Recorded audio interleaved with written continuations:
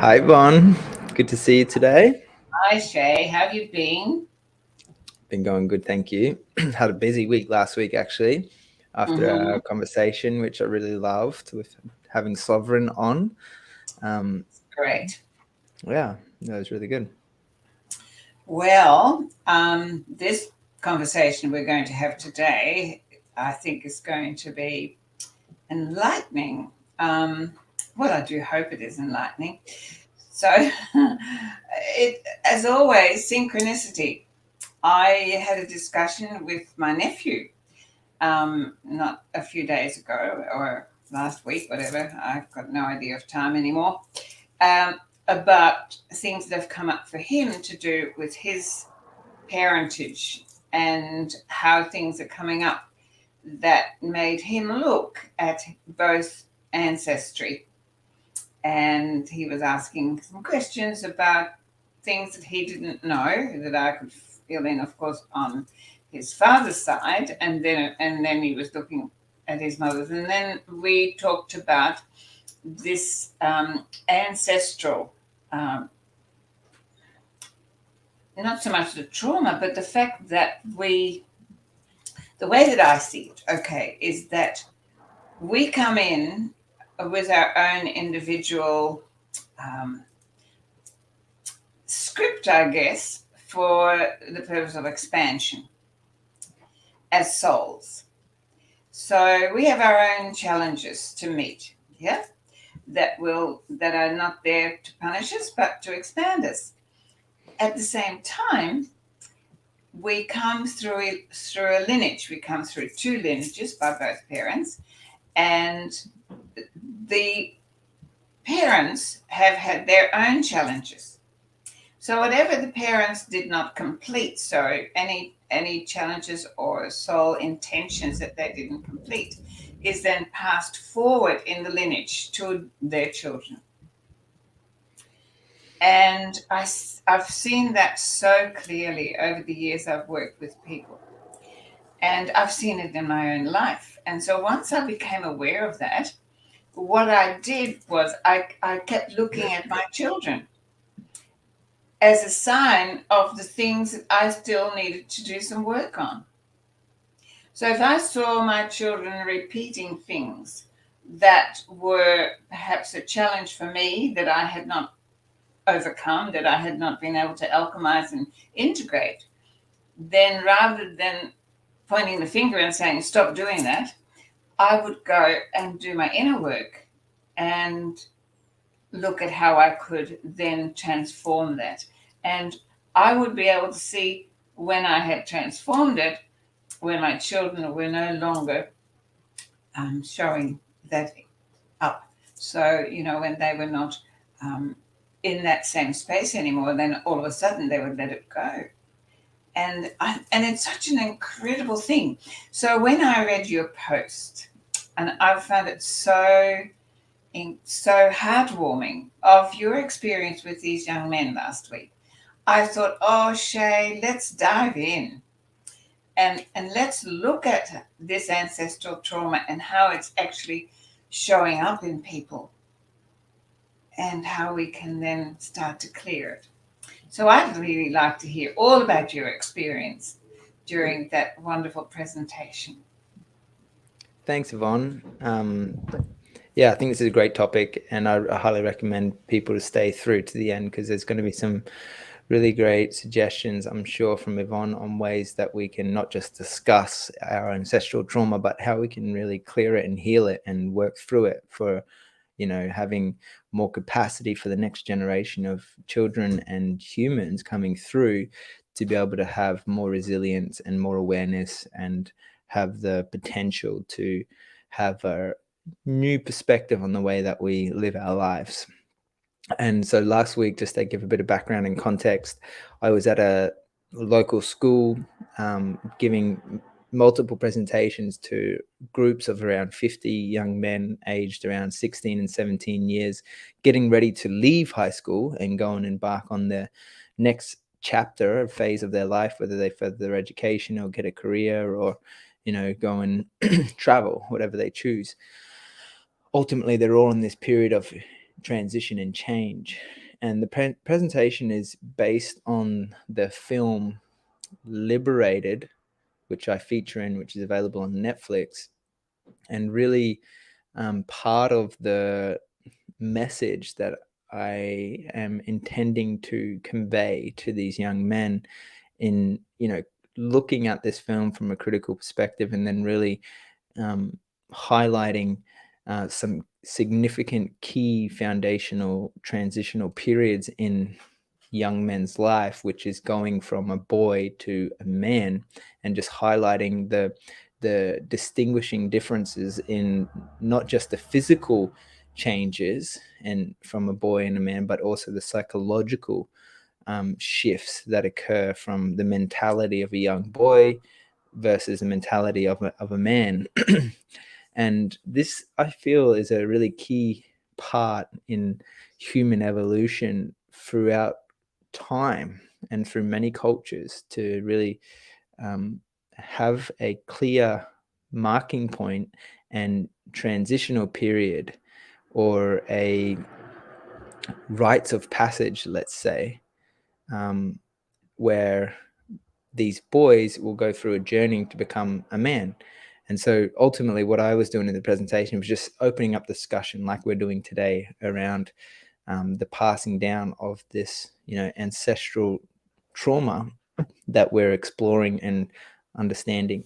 And ultimately, to give further context to the presentation that I shared with the young men, what I've learned is that if I try and present something to these guys on a screen and teach them, it doesn't have the same effect as if I was to be real with them and share my personal stories of my experience, because what I've noticed is that, one, they listen more, and two, they can relate to it more. And as I began to share some of my own stories and my experience growing up in my journey, which I've shared much of in these conversations with Yvonne, that you guys who are listening in now could always go back and have a look through those great conversations that we've had.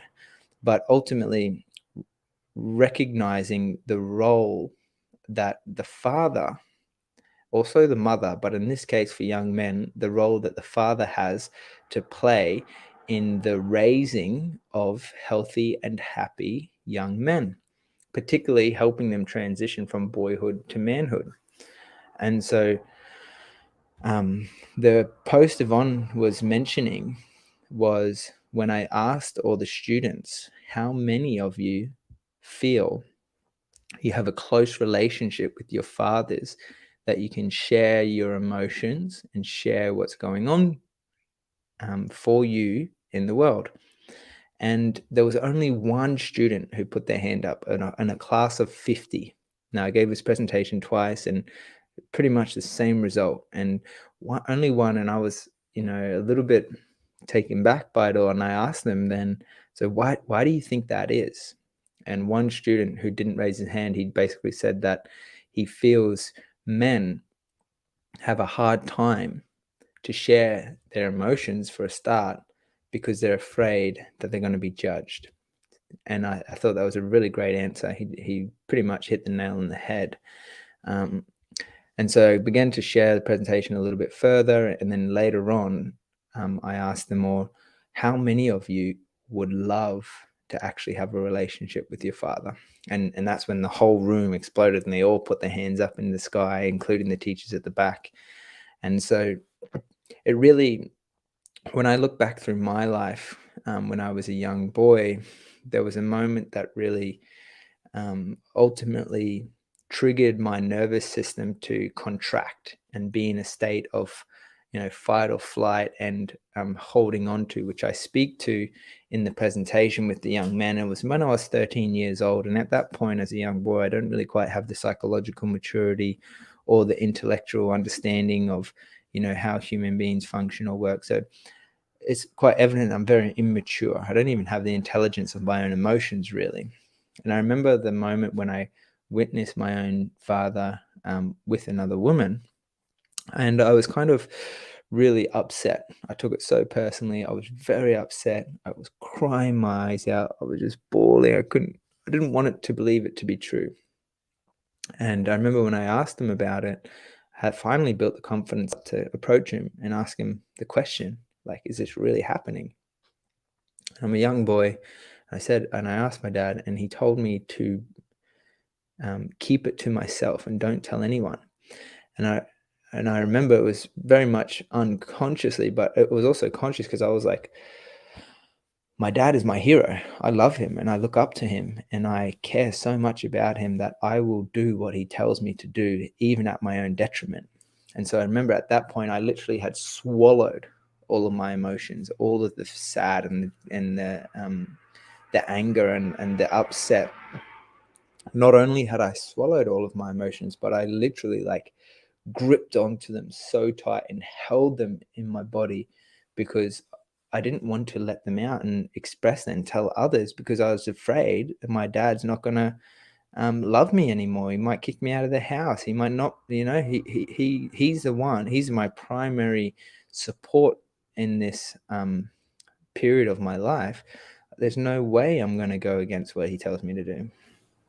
And so I didn't realize it till many years later in my life, when I was willing and open to doing more of the inner work, and suddenly out of nowhere, when I was in a deep meditation process, that I had this flood of emotions come through me, and suddenly I was angry and sad, and it was all this stuff, and really I didn't even understand it at the time. It took me years later to process what I was experiencing, but the way that I relate to it now is that I had bottled up and held on to all of these emotions so much inside of myself. It wasn't until later, when I was in more stillness and more awareness of what's going on in my body, that, like a boiling pot, it was boiling, got to the point where the lid blew off and all the emotions came running through me again. And then I began to acknowledge that, wow, that was like I was in a traumatized state, where I was in contraction. My nervous system was in, definitely not expansion. It was in contract and safety and fear and holding together. And so when I had finally released the emotion, then I felt a little bit, unsure and uncertain as to why it was. And I started to put the pieces together when I was reading this wonderful book by a guy called Peter A. Levine, which is talking all about trauma. Because I always thought, like, I'm not traumatized. Like, I've had a very privileged life. I've had, wonderful upbringing, amazing parents in a beautiful country, such fortunate life, which I'm really grateful for and really privileged. But at the same time, as I was reading this book, I began to realize, wow, actually, I have experienced quite a significant and numerous accounts of trauma through my life, and that's okay, because the book is very helpful and hopeful that all trauma can be healed. And I began to look at things from another perspective, and taking myself outside of my shoes and putting myself in my father's shoes, and realizing that, wow, my dad, he had no father growing up, and he was doing the best that he could, raising me and our and my sisters and the family, based upon literally no foundation of a father supporting him.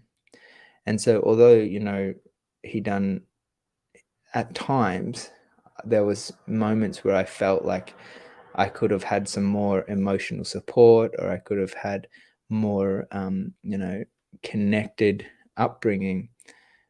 He did a phenomenal job with raising us, but I began to open up, and I remember the moment. This is quite relevant, because I didn't share this with the students, but sharing with you now, it wasn't until later on in my life where I became aware that that moment when I was 13 and witnessed my dad had impacted me so much that 15 years later it was still relevant, because it was there in my psyche. So I decided to have the conversation with my dad, and to see him as a man and have this man-to-man conversation. rather than a condemning and saying, oh, you did this to me and it's your fault, and this really hurt me. I just wanted to open up and share with him how I felt at that time, not necessarily how I feel now, because I had processed a lot of the experience, but also just to invite him and say, hey, look, I really want to have this conversation with you, because I just want to invite you into the conversation to because to explore how we can grow together. And that was a moment, because what I realized was that when I was in a traumatized state, I didn't have the capacity to have much empathy to even consider how others are feeling, because I was in my own fight or flight state and contraction.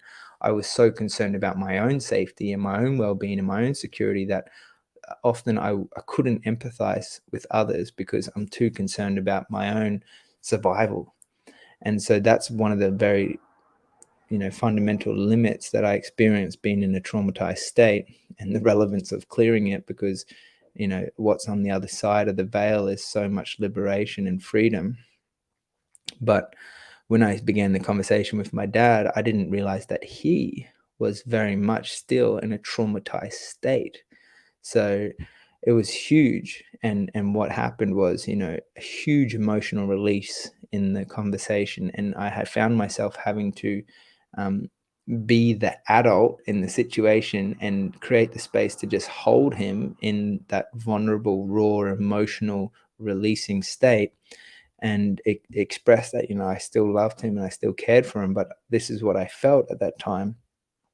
And that ultimately became a catalyst, huge catalyst, for his initiation into a healing journey, and his own kind of curiosity into exploring his relationship or lack of relationship with his own father, and see that now having a nephew, and my dad's now a beautiful grandfather, what role do we want to play for the next generation? And this is where the ancestral trauma clearing comes into it, because we then both agreed that we wanted to choose to be the best men that we could be in our own lives, to be responsible for, and to pass on, to do the healing work now, so that we can draw the line in the sand and, break the chains of this ancestral trauma that had been, continued on and passing through, to be able to, create the opportunity for the next generation to have and feel that loving support from the men in his life, which is my little nephew, and to show up for that. So it's been it's been a really big, powerful, beautiful journey, and there's lots more nuances to it. But I guess I just wanted to mostly share that, just to kind of highlight from my experience, um, the relevance and the power in choosing to clear my own trauma, and then to look at how I can heal myself, so that it can invite others into their own healing journey, and how powerful that's really been for my family. So really appreciate you opening up this conversation, Yvonne. And after the conversations with the young men last week, realizing that only 1 in 50 in that room were close to their fathers, it really just added fuel to my fire, to really get out there and be activated more, and work on my own relationship with my father, of course, but then also to support young men to make that choices for themselves. So yeah, I've been really inspired recently, and really grateful for this conversation, Yvonne. But I would love to hear also from your experiences and your life, and what you feel is the relevance of doing this healing, clearing work now. Wow. Thank you so much for that sharing, Shay. That is just so inspiring. It is inspiring because what I love and why I love working with you and with Sovereign is because you are the divine masculine of the future. And we have lost that divinity and the masculinity for over the years, and it's just so heartwarming to see that you are so willing to explore and to go into the depth of emotions to find truth and to find yourselves, because that is really what the journey is all about. So thank you so much. It was just beautiful to listen to. And I hope that our viewers will, share this and play it time and time again. Look, being a little bit older than you, I've been fortunate enough to see several generations. So when I was speaking to my nephew, and I'm going to send this to him, um, we're talking about my experience or his father's experience. And when I looked at my father was emotionally unavailable. And when I looked at my grandparents, then he came from a couple that were forced into marriage through, rules and regulations, and they were as cold as ice. So he was never really loved. He was never loved until he met my mother. And he put her on a pedestal, and she was the only person he could actually give love to. And so he was so disconnected from humanity in a way, because he called everybody was an idiot. It was one of his favorite words. It's not a word that's ever been allowed in my home. So when I looked at that, my nephew was asking about why his father, my brother, was completely emotionally unavailable. And this is where this ancestral trauma carries forward. And what you were finding with these young men, that is exactly what they were experiencing. And what we tend to do, we so quickly go to blame. Oh, well, my father couldn't do this, so da, da, da. But look at what was their lineage, where, we're all end products of other people's input. And our parents could only do what they could do and what they were given from their parents and their parents behind them. So what's really so incredibly important about this time of transition is that it is time to stop the cycle. It is up to us to become consciously aware enough, and that starts with recognition. And I'm sure that many of our listeners would never even have thought about this process of passing on from one lineage to the next, the unfinished, growth, the unfinished awareness, the unfinished path of consciousness. And so what I've also noticed is that whatever the parent hasn't completed, the child then seems to intensify. So what you were talking about with these young boys is that they now feel this more intensely, where probably their fathers wouldn't have had any awareness of that there was something the matter. Because if they'd had the awareness, they would have made different choices. And now you are bringing this to their awareness, and they go, my goodness, look what, there's something big missing in our lives here. And the missing link, of course, is open communications and being willing to allow emotions to be seen and to be expressed. And the funny thing about that is that when the emotions we don't express, like what you've said, and this might be something that might be an aha moment for you, because it's just being fed to me by your soul, is that because you bottled it all up so much, what happens then is our natural way of communicating with each other is in transparency. That is where we're heading back to on this time of ascension and transition.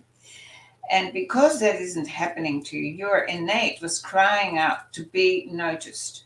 And you said to many times that when you weren't appreciated, when you weren't winning, when you weren't, that was your way of asking for love, asking for, to be noticed.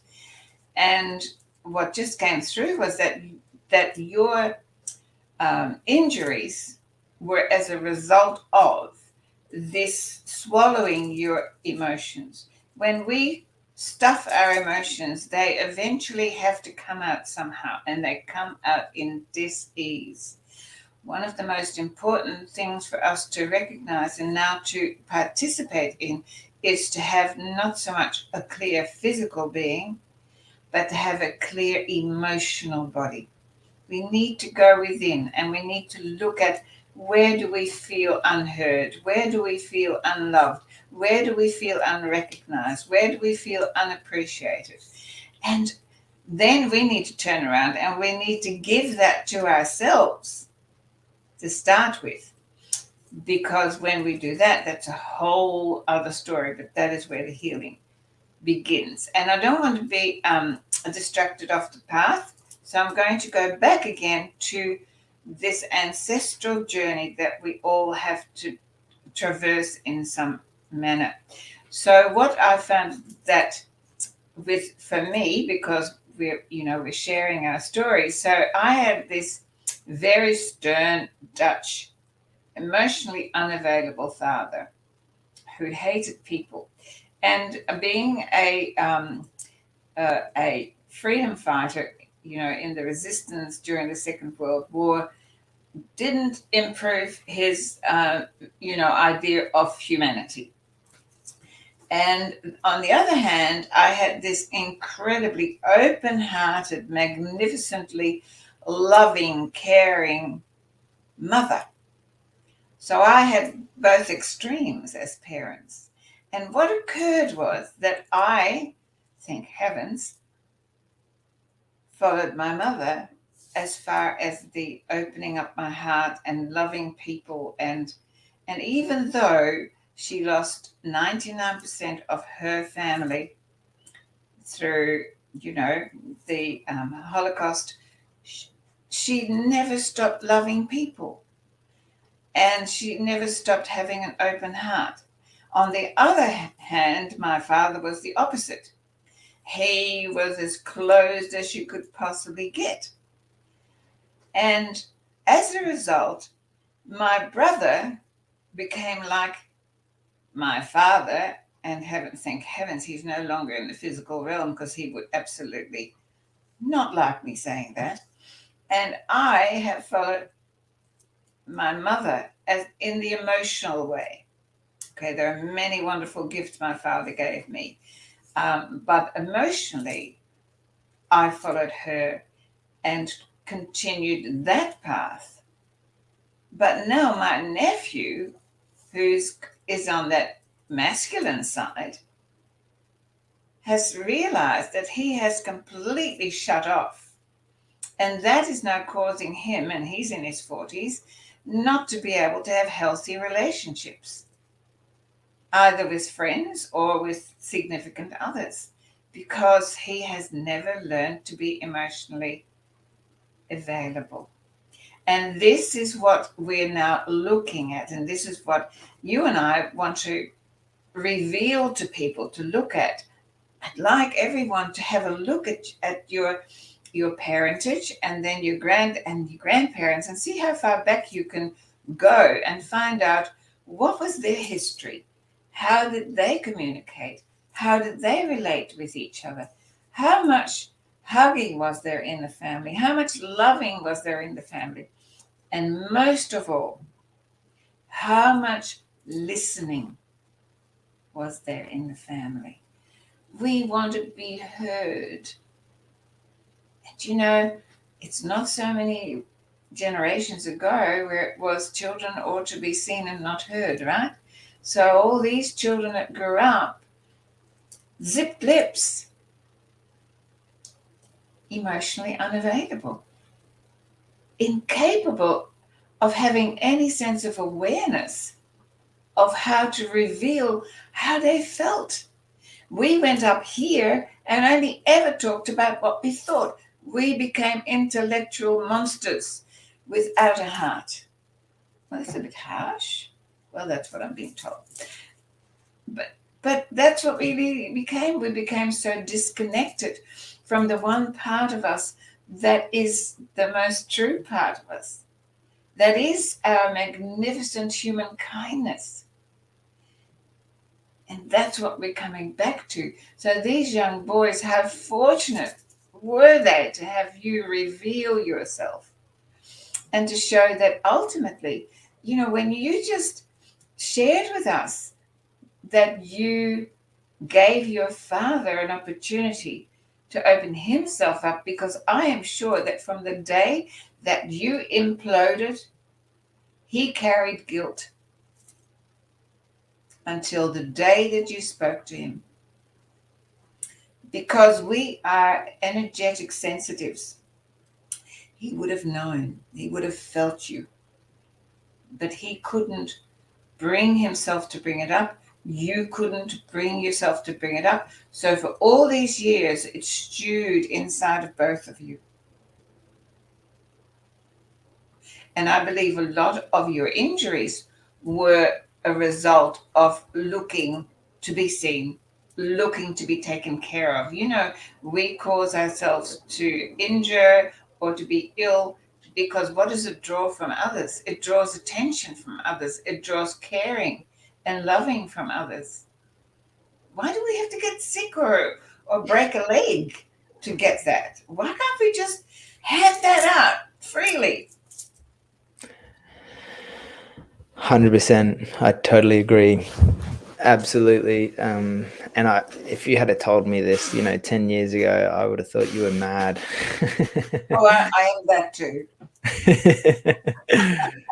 But having experienced it at first hand, I've really began to, feel and observe the metaphysical, energetic side of life on a more subtler plane. And I mean, even when I reflect on the injuries that happened, the dis-ease in my body, which were knee injuries and knee reconstructions and surgeries. Can I interject for a minute? Yeah, Because you know what knees are about? yeah. That's. Please tell me. Please share. Knees are the heart chakra. Do you know we have major chakras? We Mm-hmm. have at least 22, well, many more minor chakras. And the Mm-hmm. knees are the heart chakras. Does that give you a bit of an idea? Absolutely. Yeah, definitely. And even what I've realized when we're walking, the knees are generally the first body part to lead the body. Mm-hmm. And my direction in my life, where I was headed, going down that path, was not a sustainable path to be on long term. And so it was really like kind of symbolic shift that I went through to completely change my trajectory of my life and the direction of my life. Um, at the time, I didn't see the benefit. I was really pissed off and upset and in pain and suffering. But in hindsight, looking back on it, I can really see the importance of that journey to bring me back into more observation and awareness and appreciation for how that has really, impacted my life moving forward, with some key lessons to take away. It only took me 3 operations to realize. Oh, well, some take longer than others. That's okay. Yeah. So, okay, so let's look at this together as far as the clearing of it, because we're talking about this ancestral Yeah. trauma. But the wonderful thing is that when we actually alchemize and integrate, So a lot of healing, people tend to think that they have to regurgitate the pain and pull it apart. We're past all that. We don't have time for that. It is all about bringing it home and alchemizing and integrating it with love. And so, going back and taking back any pointing fingers, any blaming or shaming that you might have done, um, where you feel you weren't loved enough, and love them in return. I have such great compassion for my father when I look at his history and how unloved he was as a child, and then to his soul took him to the total opposite, where he married somebody who was so loving, and then to watch her suffer because she internalized all her pain of losing all of her family. It was a large family, and she was never able to express that pain because he was unavailable. He just walked away and went after the war and went, that's it, it was never spoken about again. And so the she internalized that, and she spent the rest of her life being ill. Just one trauma in her physical body after another because she had nowhere to take it. And so it's so important that we express our emotions, that we have this communication. And that is something that you discovered when you finally broached the subject with your dad. And that takes courage. It takes enormous courage. And I applaud you for that, because that healed both of you. And a lot of people will say, yes, but my parents or grandparents are now no longer here. They're still here. Just call them in spirit and have a chat with them. I love talking to the dear departed because, they can't argue with you as much as they used to. And really reveal. And for me, what I find really important is to write things. Take it out of your head, write it down, and then love it into peace, acknowledging that you've chosen this path for a reason, and that if you have chosen these parents, which I believe we do, then you have it within you to not just survive it, but to thrive from it. And the only way you can do that is to heal them. And once you heal them, which is what you did for your dad, that breaks the cycle just like that. Yes, it's so true. Breaks it in an instant. And I mentioned it at the beginning, and I kind of want to share a little snippet from the book that really helped serve me on the realization of how to heal trauma and recognizing that all trauma is healable. Was when I was reading through it, kind of breaks down what trauma is, like, and he really relates really well to reflecting on the animal kingdom too, and what animals naturally do in a state of contraction and trauma when they go into this immobilization, so they kind of freeze, like in an antler that's playing dead, and it kind of stops. And then even when you look at dogs, for example, to come out of a traumatized state, which is like when they're frozen, they're numb and they're not feeling anything, and they're kind of stuck in a fight or freeze or flight mode. And then what they do to come back into their body, into their felt sense, to come back into their alignment, is they shake. And the dogs have a really trembly, shaky shake that helps them to release the physical trauma, but also, like you said, with the emotional body, to release the emotions and express them through the body to be able to move and clear it. And I remember, again, like when I was younger, I always thought there's no way that I am traumatized. There's not a chance, And reading this book, I began to realize that biologically as well, undergoing the surgeries, physically going through the operations, that my body, even though I was out cold under the anesthesia, the anesthetics, and kind of don't remember a thing about the operation, biologically, on a physical level, my body had been imprinted with a very traumatic kind of severe operation that was cutting and drilling and prodding at my body in the cells, and that my knees were, and I remember, numb. I had no sensation, no feeling in my knees for a long, long time because it was just completely numb. It had numbed out all the nervous system had been completely disrupted, the nerve endings in that region. And in the book, what they suggest, and I suddenly realized, well, I'd been undergone a traumatic experience from the process of surgery. But then how do I heal this, and how do I work through this, as well as the emotional release and the energetic work that was relevant? The simple exercises that they recommend in the book was to come into the felt sense, so the feeling sense, which is where the emotional aspect comes in.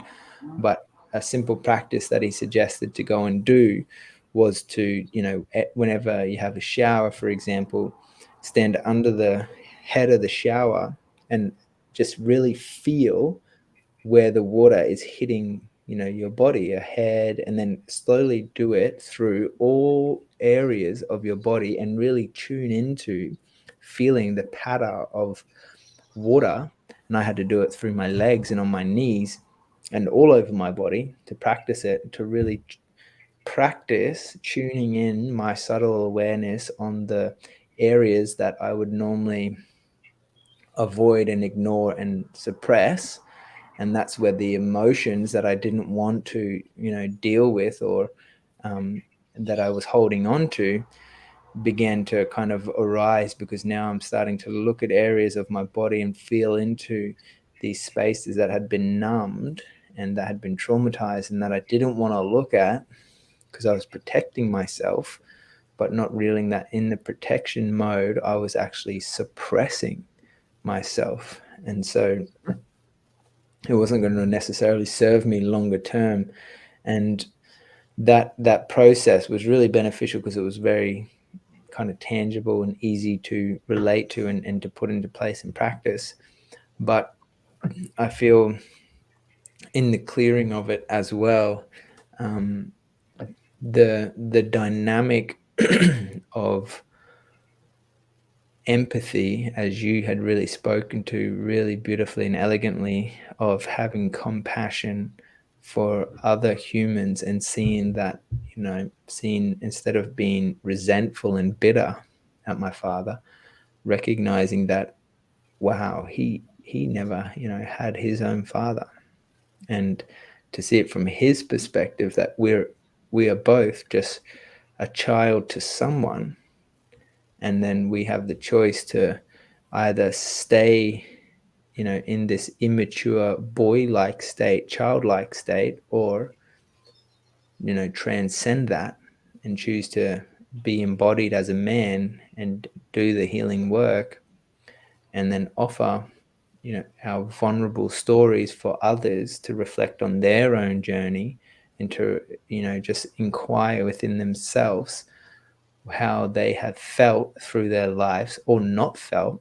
Because that's what I realized in that period, after being in a traumatized, contracted state, I was doing whatever I could to cope with and numb any of the feelings. I would drink and smoke and do drugs because I didn't want to feel, when the process of healing was guiding me back to feeling the feelings, even if they're not necessarily always the yummy, juicy, beautiful, loving feelings, which would be nice.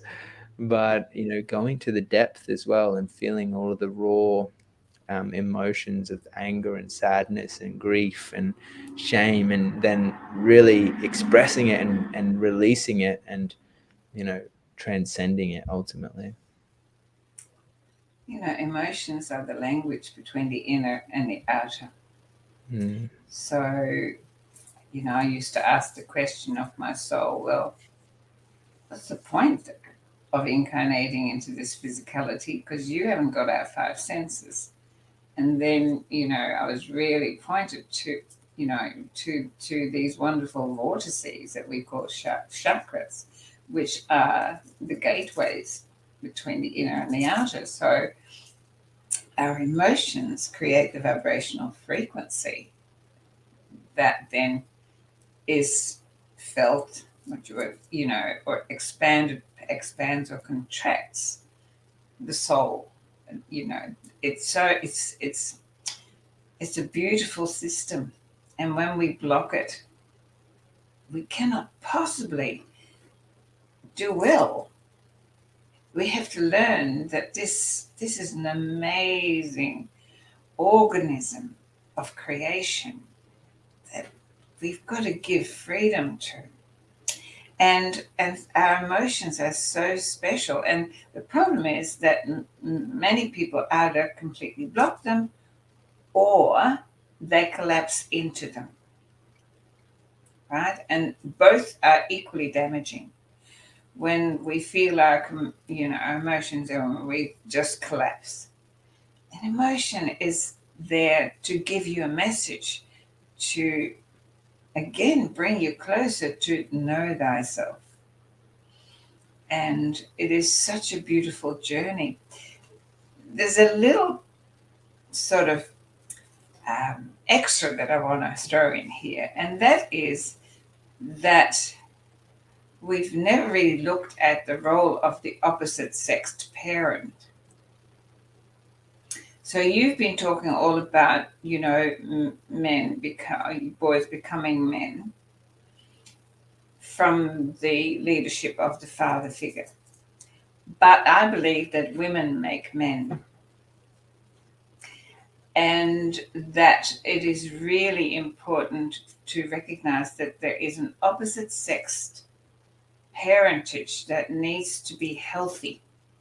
And it isn't in many, many situations due to our programming. So a boy learns how to be a man by how his mother treats him.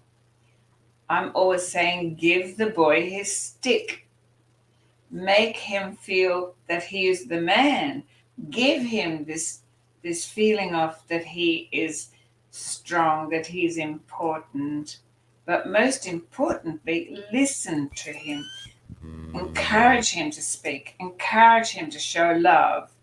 And not this ridiculous social trauma that we have that it's a weakness for a man to cry. I love men who cry because I think that it shows that they're in tune with themselves. They're human. Think about the pain of all these swallowed tears, because we are emoting beings. So if we don't allow those emotions out, where do they go? Right? Internally, and instantly we are out of balance. And so for me, when we looked at the opposite sex role, so women teach men how to treat women. So when you see men who treat their women badly, don't only look at how their fathers treated women, yes, but look at how they were treated and look at their mothers. Look at how, this is so powerful for me. I've got two sons, and when they were born, I made a real promise in my heart that no woman would ever knock on my door and say, you created a lousy husband and an awful father, and I can promise you that they have not. Because that was my role. My role was to teach them how to be men, how to be fathers, how to be loving and caring and open and nurturing to their families. That comes from the woman. The woman is the nurturer. So when you look at your father and see that he didn't have a father, I would like you to spend some time to look at his mother and see where she came from and what her lineage was. And that's how we start to identify our own trauma And then also learn to heal the trauma of our parents, our grandparents, our great-grandparents. And the beautiful thing about that is that when we alchemize and reintegrate with love the trauma, we break the cycle and heal the lineage behind us, and we prevent it going forward. So we also heal the lineage ahead of us. Now, you think that might be important? It's definitely very important. Yeah. And I love that you brought this aspect of looking at the role of the feminine in the raising of younglings. It's just as important, really, and significant role to raising, healthy and whole young beings into the world. Yeah, and the opposite role of the father is of bringing up children. That's why girls love to be daddy's little girl, Hmm. because they're always looking for a protector. As a procreator, we need to have someone protect us while we sit on the nest. This is syntropy, as you know. This is how nature works. So if the father does not instill the femininity into their daughters and show them with gentleness and caressing and caring and treasuring, and make them feel that the masculine is there to honor them and present, and that has become so distorted in latter years. I'm horrified at the relationships between boys and girls. They have got so lost. Mm.